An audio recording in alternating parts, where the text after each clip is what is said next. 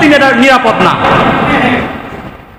নেশাখোরের নেশা উঠলে আপনার ঘরের কোনার কুদালটাও নিরাপদ না, কুড়ালটা নিরাপদ না, হাসি কাশি নিরাপদ না। নেশাখোরের নেশা উঠলে মসজিদের কোনার 1.5 গজ কারেন্টের তারও নিরাপদ না। কেটে নিয়ে গেছে। আপনি কি মনে করেন যে এরা স্বাভাবিক স্বস্তির মানে ব্রেন যারা এই জিনিসটা চুরি করেছে না, এরা নেশাখোর? এরা কি নেশাখোরের নেশা যখন ওঠে, আমার মাদ্রাসার গাড়ির চাকাটা পর্যন্ত নিরাপদ না, চাকা চুরি করে নিয়ে গেছে। হাসেন কেন? হাসেন কেন?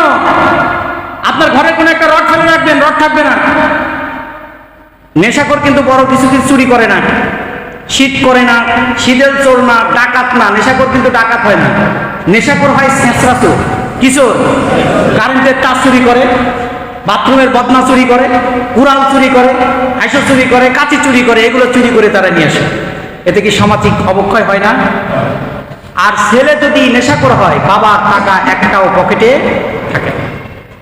নেশাখোর সন্তানের হাতে যখন সন্তানের নেশা ওঠে, নেশাখোর সন্তানের হাতে তার আপন বাবা মাও নিরাপদ না, যেটা আমরা ঐশীর ক্ষেত্রে দেখেছি, দেখছি না? তাহলে নেশা সামাজিক অবক্ষয়ের মূল কারণ, মূল রোগ হলো নেশা। মূল রোগ কি? নেশা। 2 নম্বর হলো মানসিক ও শারীরিক সমস্যা সৃষ্টি হয়। মানসিক সমস্যা কি সৃষ্টি হয়? ও সব সময় খিটখিটে মেজাজে থাকে, খিটখিটে। আর শারীরিক কি অবক্ষয় হয়? আস্তে আস্তে শরীরের অবক্ষয় হতে হতে হতে হতে মাজার থেকে এক সময় বেল্ট দিলেও মাজার প্যান্ট আর মাজায় থাকে না, পড়লেই আবার সরাত করে নেমে যায়। হাসেন কেন? এটা হচ্ছে নেশার সবচেয়ে মারাত্মক রোগ। তারপরেও একদিক কাশে, পিছনের রাস্তা দিয়ে বায়ু ছাড়ে, আর একদিক না খাইলে তার কাশি থামে না। আছে না? কাশতেছে, কাশি উঠলে নাকি এটা খাইলে কাশি হয়, ও যে ওইটা খাইলে আরো কাশি। ও যদি অজু থাকে, অজু তো দূরে থাকুক, কাপড় পর্যন্ত নাপাক হয়ে যায় পিছনের রাস্তা দিয়ে, এত কাশা কাশি। তারপরে ওটা খাইতে হবে, তারপরে আর কি করতে হবে? খাইতে হবে। তো শরীরের ক্ষতি আছে না নাই? শুধু এটাই ক্ষতি? এক সময় আপনার হার্ট কি হয়ে যায়? ফুসফুসে ক্যান্সার হয়, হার্টের ক্যান্সার, হার্ট স্ট্রোক করে, হার্ট ব্লক হয়ে যায়। আপনার দাঁত আর মুখের ক্যান্সার হয়। এটা জেনে তারপরেও মানুষ খায়। এটা কি শরীরের ক্ষতি না? আমাকে দেখান তো যে এই নেশার সাথে জড়িত নাই এমন একজন ব্যক্তির মুখে ক্যান্সার হয়েছে, দেখাতে পারবেন? দেখাতে পারবে ইতিহাস? কিন্তু আপনার প্যাকেটের উপরে লেখাই থাকে।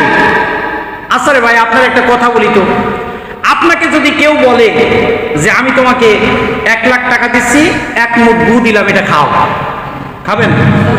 আসেন না কেন? বাস্তবতা। আপনি খাবেন? অজান্তে হলেও তো আপনাকে যদি বলে যে তোমার ভাতের ভিতরে আগামী 3 দিন যে কোনো সময় এই ধরনের বস্তু আসতে পারে, আপনি 3 দিন ভাত খাওয়া বন্ধ করবেন।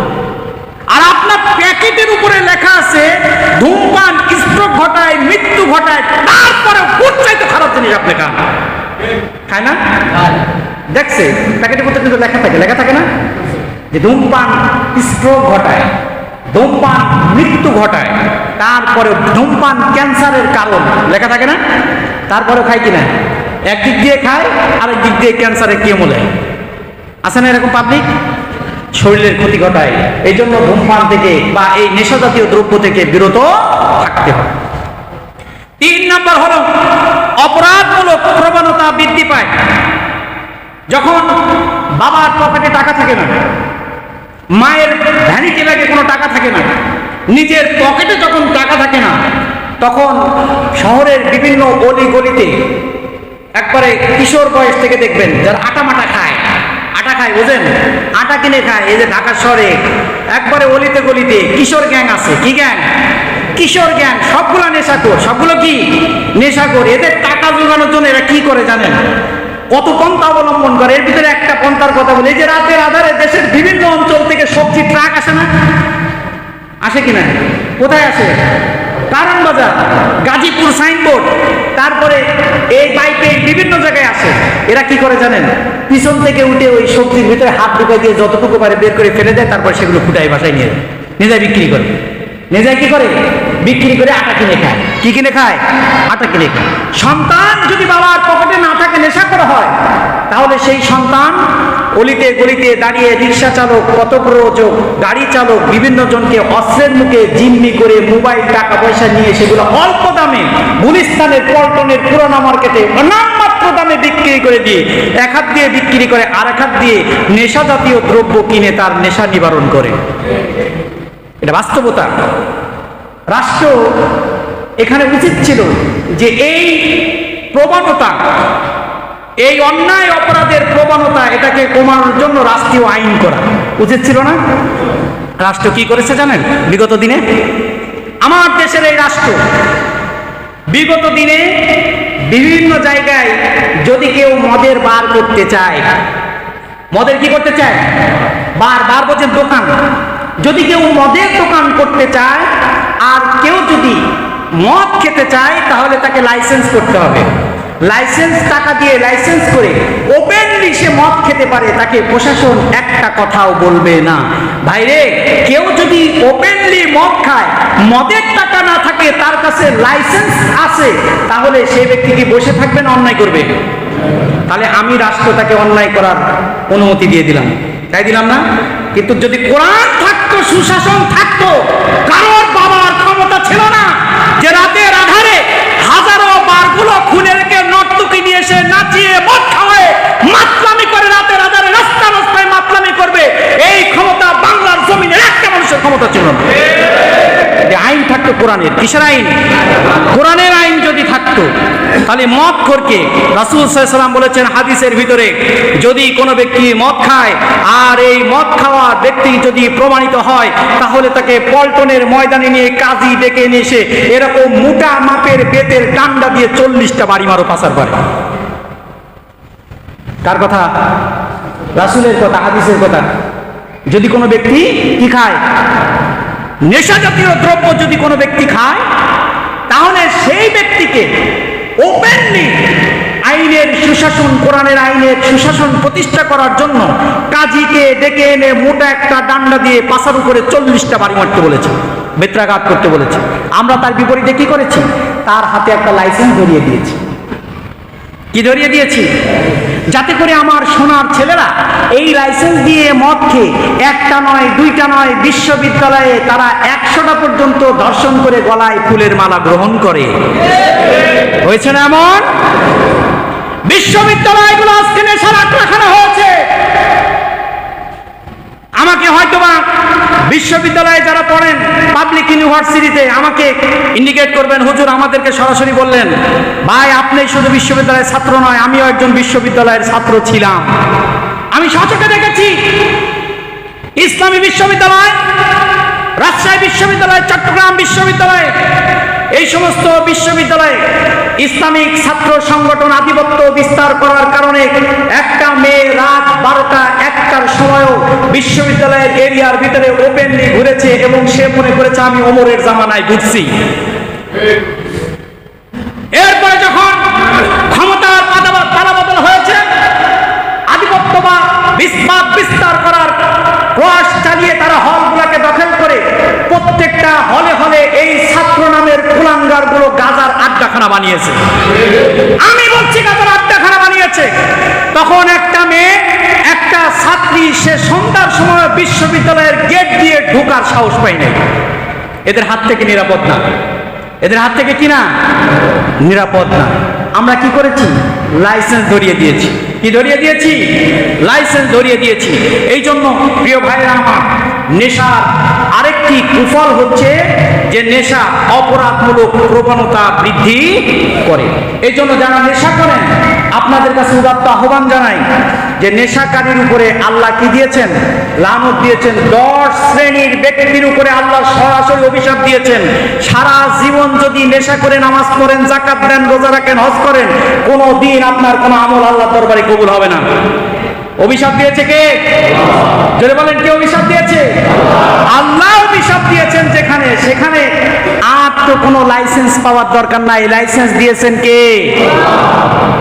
নেশা করা যাবে? নেশা করা যাবে।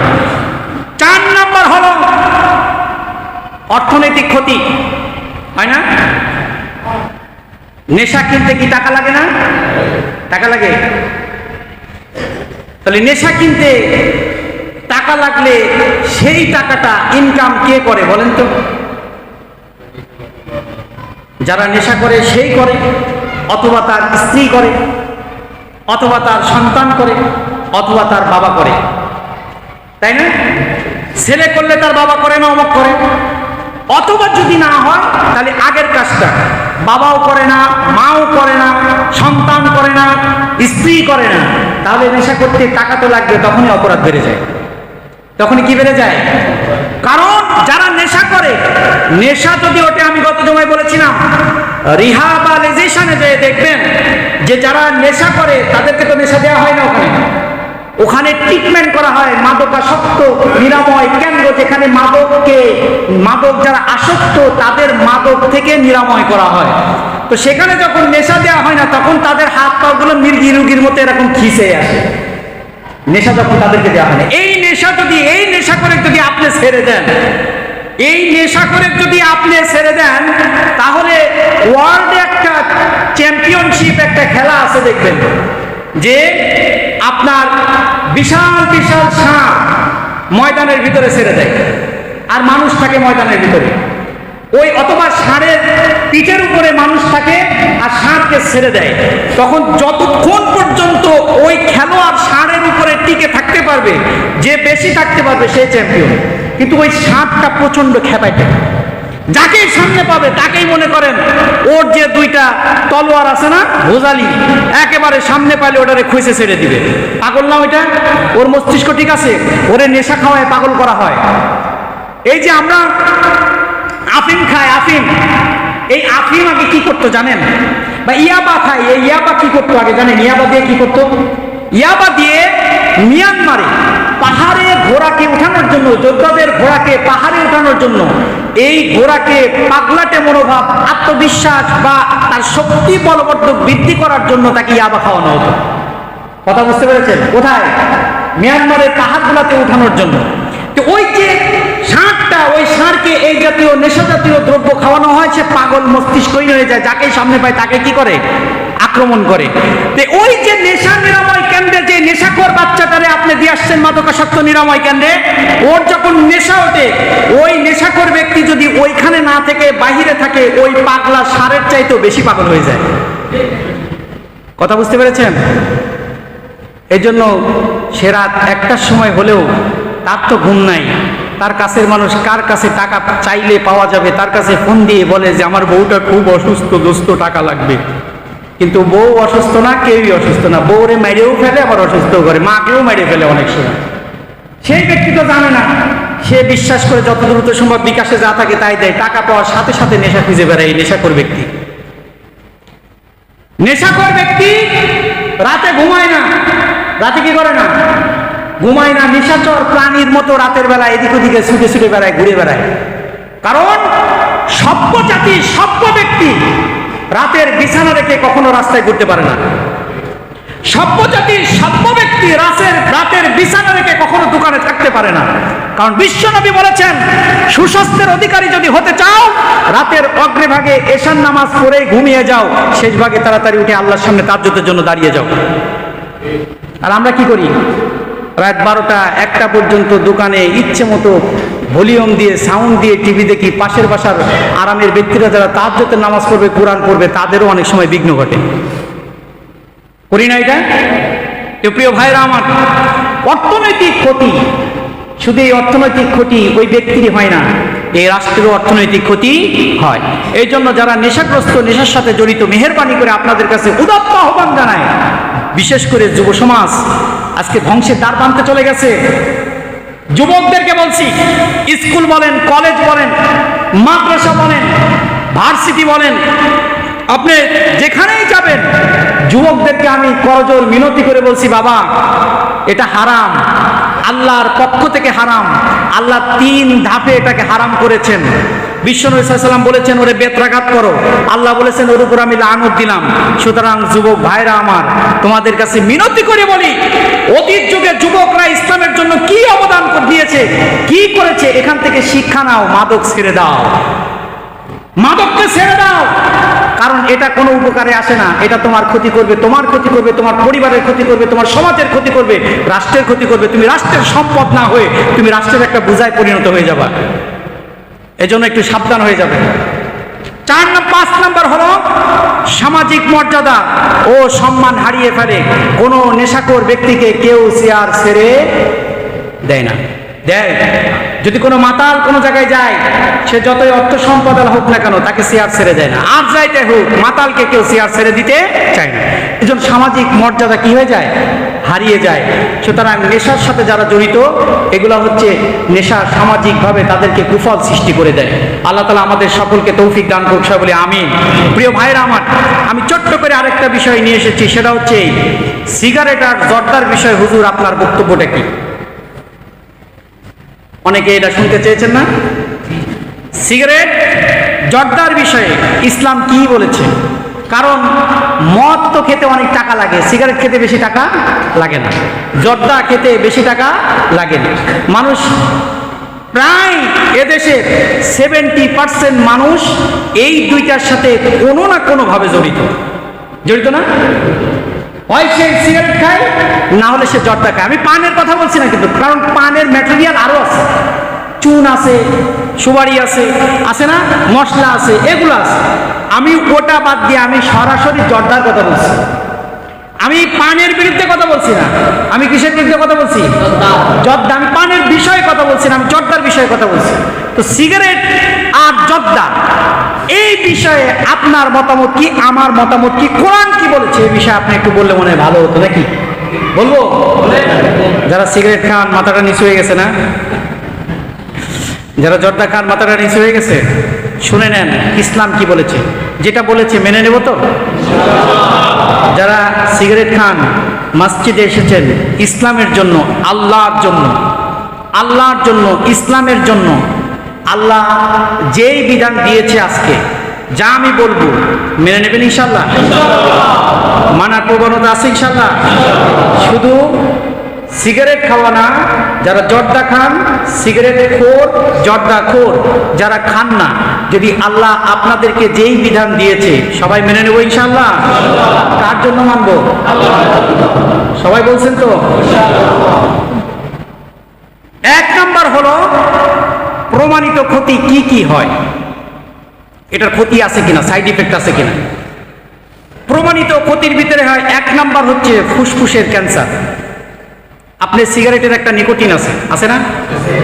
এই আপনি সিগারেটটা ভেঙে পানির ভিতরে চুবিয়ে রাখেন, ওই পানি আপনি খাইলে আপনার বাঁচার সম্ভাবনা খুবই কম। ওটা বিষ হয়ে যাবে। ওটা কি হয়ে যাবে? বিষ হয়ে যাবে। আর সিগারেটকে বলা হয় স্লো পয়জন, মানে ধীরে ধীরে ধীর বিষক্রিয়া, অর্থাৎ স্লো পয়জন। পয়জন মানে বিষ, আর স্লো মানে আস্তে আস্তে যেটা কাজ করে আপনার ভিতরে। একবারে করবে না, একবারে ওই যে আপনি ম্যারাথন ট্যারাথন খায় সাথে সাথে এবারে আপনি অজ্ঞা হয়ে যাবেন, এটা না। আস্তে আস্তে আপনাকে ওই বিষ খাওয়ার মতোই মেরে ফেলবে। আপনি বিষ 1 চিমটি আজ খেয়েছেন, কাল খেয়েছেন, পরশু খেয়েছেন, একসময় অনেকগুলো জমা হয়ে গেছে, তখন আপনার জমাটা কাজ করবে বেশি। কিন্তু এইটা ঠিক সিগারেটের মতো, সিগারেটটা ঠিক এটার মতোই। যেমন আমি বলি, 1 নম্বর হচ্ছে ফুসফুসের ক্যান্সার। যারা সিগারেট খায়, যদি তার এই ফুসফুসেটা যদি ফটো স্টার্ট করা হয়, কি করা হয়? ফটো স্টার্ট বুঝছেন তো? এক্সরে করা হয়। কাগজে ফটো স্টার্ট করে, আর মানুষে করে এক্সরে। মানুষেকেও ফটো স্টার্টের মধ্যে ঢুকাইলে এটাও ফটো স্টার্ট হয়ে যাবে। যাদের এই ফুসফুসে যদি ফটো স্টার্ট করে, ওদের ফুসফুসের কালারটা কেমন হবে এটা ডাক্তার বলে। কেমন হয় শোনেন। এই ফুসফুসেটা যদি ভিতর থেকে বের করে, ফুসফুসের কালারটা হবে ফোম, দেখছেন না ফোম? ফুসফুসের একটা ফোমের মতো। এই যে ফোম দিয়ে এই যে প্লাস্টারগুলো সুন্দর করে ই করে, মেলাম করে, এই ফোম যদি পোড়া মবেল, গাড়ির পোড়া মবেল যদি এই ফোম যদি পোড়া মবেলের ভিতর চুবিয়ে চেপে, তাহলে কেমন দেখা যাবে? সাদা ধবধবা, তাই না? কালা দেখা যাবে না? তাদের এই ফুসফুসেটা কালা হয়ে যায়, নষ্ট হয়ে যায়, ফুসফুসের ক্যান্সার হয়। এক নাম্বার। 2 নাম্বার হলো হার্ট স্ট্রোক করে। 3 নাম্বার মুখ ও দাঁতের ক্যান্সার হয়। নেশা সৃষ্টি করে ও মানসিক ও শারীরিকভাবে তাকে অক্ষম করে তোলে। এটা হচ্ছে বাহ্যিক ক্ষতি, প্রত্যক্ষ ক্ষতি হয়। এ সম্পর্কে কোরআন কি বলেছে? কোরআন বলেছে ওয়ালা তুলকু মা ইয়াদিকুম ইলা তাহলুকাতি, মা আইদিকুম বিআইদিকুম ইলা তাহলুকাতি, যে তোমাকে শরীরের ক্ষতি করে। ওয়ালা তুলকু বিআইদিকুম ইলা তাহলুকাতি, যেই বিষয়টা তোমার শরীরের ক্ষতি করে এই বিষয়টা পান করাটা হারাম। বিড়ি কি শরীরের ক্ষতি করে? কথা বলবেন, ক্ষতি করে? শুধু কি শরীরের ক্ষতি করে, অর্থনৈতিক ক্ষতি করে না? যেই বিষয়টা অর্থ এবং শরীরের ক্ষতি করে, সরাসরি কোরআন তাকে বলেছে সূরা বাকারার ভিতরে, ওই বিষয়টা পান করা বা খাওয়া বা গ্রহণ করা সম্পূর্ণ রূপে হারাম। সুতরাং সিগারেট খাওয়া কি কথা বলেন? হারাম। কোরআনের আয়াত বলেছি আমি। মাকরু টাকরুর এখানে কোনো খাওয়া নাই, সরাসরি কি মাকরুর কোনো খাওয়া নাই এখানে। যারা এই যে মাকরু বলে মনে খুঁজে দেখেন তো তলে তলে ওরা খায়। মাকরু বলার কোনো সুযোগ নেই, সরাসরি হারাম। সরাসরি কি হারাম। আর ঠিক এমনই ভাবে সিগারেট তো আপনি ফিল্টার করে খাচ্ছেন, ওই সিগারেটের ভিতরে যে বিষয়টা দেওয়া আছে একই বিষয় জর্দা, ওই জর্দাটাকে ম্যানুয়ালি ওটাকে প্রসেসিং করে সিগারেটের তামাক বানানো হয়। একই তামাক দিয়ে জর্দা বানানো হয়। কথা ক্লিয়ার, বুঝতে পেরেছেন? সিগারেটের তামাকটা যতটা না ক্ষতি, জর্দাটা তার চাইতে বহুগুণ বেশি ক্ষতি। যারা পান খান আমার কোনো সমস্যা নাই, কিন্তু ওর সাথে জর্দা খেলে আপনার ওই পান খাওয়া কি হয়ে যাবে? হারাম হয়ে যাবে। হারাম খেয়ে সারা জীবন ধরে আল্লাহর সামনে সেজদা দিবেন, একটা সেজদা আল্লাহ কবুল করবে না, একটা সেজদা আল্লাহ কবুল করবে না। এই জন্য প্রিয় ভাইরা আমার, প্রিয় যুবক সমাজ, আপনাদের কাছে উদাত্ত আহ্বান জানাই। আমি আজকে আপনাদের কাছে দাবি রেখে গেলাম, নেশা জাতীয় যত দ্রব্য আছে আল্লাহ তাআলা সরাসরি কি করেছেন? হারাম করেছেন। তারই পরিপ্রেক্ষিতে সিগারেট এবং জর্দা উভয়টাই এই নেশা জাতীয় দ্রব্যের ভিতরেই পড়ে, কারণ এটাও আপনার নেশা সৃষ্টি করে কিন্তু মস্তিষ্ক বিকৃত করে না। যারা সিগারেট খায় মৃত্যুর আগ পর্যন্ত বলে যে আমাকে এক লোকমা ভাত যদি নাও দাও আমার কোনো সমস্যা নাই। কাজের জন্য লোক নিয়েছেন, দুপুরে খাবার দেওয়ার কথা, সেই ব্যক্তি কন্ডিশন দেয় যে আমাকে দুপুরে খাবার দেন, আর না দেন 1 প্যাকেট সিগারেট দিয়ে। বলে না নেশা না? এটা নেশা কিনা? নেশা। তা আল্লাহ তাআলা আমাদেরকে নেশা জাতীয় যত দ্রব্য আছে, সামগ্রী আছে, আমার পরিবার, আমাকে, আমার কিশোর সন্তানকে, আমার যুবক ভাইদেরকে, আমার ভাইদেরকে, সকলকে আল্লাহ তাআলা এই বিধান মেনে এই নেশা জাতীয় দ্রব্য থেকে ফিরে এসে সমাজ, পরিবার, রাষ্ট্র সুশৃঙ্খলভাবে নিরাপদভাবে যেন চলতে পারে, আমরা সবাই ঐক্যবদ্ধ